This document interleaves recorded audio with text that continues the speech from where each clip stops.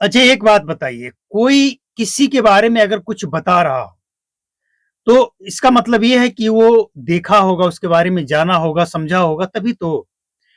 पप्पू यादव जो बात कह रहे हैं, पप्पू यादव किसी दूसरे पार्टी के बारे में कैसे कह सकते हैं? उस पार्टी में तो वो गए नहीं हैं।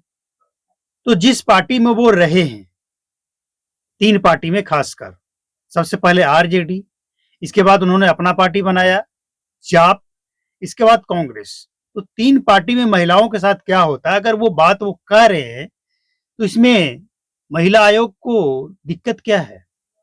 या दूसरे पार्टी के महिलाओं को दिक्कत क्या है? हमें लगता है नहीं होना चाहिए। कारण कि वो अपना अनुभव शेयर कर रहे हैं और जाहिर-सी बात है कि उनकी पत्नी भी कांग्रेस में है। वो पहले आरजेडी में थे, इसके बाद अपना पार्टी खड़ा किए, लेकिन उनकी पत्नी कांग्रेस में है सो है।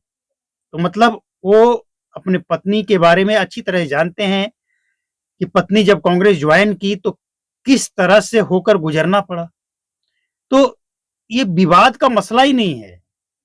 लोग बेकार के पप्पू यादव के साथ उलझ रहे हैं। ये मसला ही नहीं है उलझने वाला। पप्पू यादव जो कह रहे हैं वो अपने अनुभव, अपने जानकारी के आधार पे कह रहे हैं और जिस पार्टी में वो रहे हैं, उस पार्टी के बारे में ही कह रहे हैं। दूसरे के बारे में कोई कुछ नहीं कह सकता है। हम जिसके घर में गए नहीं हैं, जिसके बारे में जानकारी नहीं, उसके बारे में कहेंगे भी तो गलत होगा। जायज़ तो नहीं हो सकता है। जायज़ तो तभी होगा जब हम देखेंगे, उसके करीब जाएँगे। तो ज़ाहिर-सी बात है। और अगर पप्पू यादव किसी दूसरे पार्टी के बारे में कह रहे हैं, तो फिर उनको खुलकर ये बताना पड़ेगा कि वो कौन महिला है, वो कौन पुरुष है, जिसके बारे में वो जानते हैं और वो बात कह रहे हैं। वरना पप्पू यादव का जो बैकग्राउंड है, भले वो गरीबों के मसीहा हैं, हर जगह आपदा में वो आगे आते हैं, लेकिन इस तरह का बयान का सपोर्ट करने वाला मूर्ख है और कुछ नहीं है। पप्पू यादव के इस तरह का बयान का सपोर्ट कोई नहीं कर सकता है। मूर्ख लोग ही कर सकते हैं।